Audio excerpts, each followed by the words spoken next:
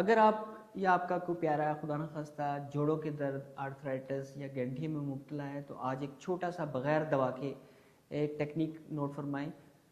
इंशाल्लाह इसके इस्तेमाल से फ़ौरन आप भले चंगे हो जाएंगे।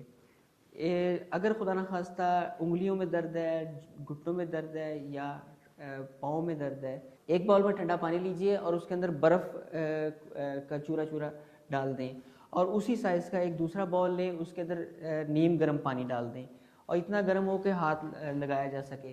तो जिस जोड़ में दर्द स्टार्ट हुआ है तो उसको ठंडे पानी से स्टार्ट कीजिए। 30 सेकंड के लिए उसको डिप कर दें और उसके बाद निकाल के 30 सेकंड बाहर रखें और उसके बाद उसको गर्म पानी में डिप कर दें। उसके बाद 30 सेकंड बाहर रखें और उसके बाद ठंडे पानी में डिप कर दें।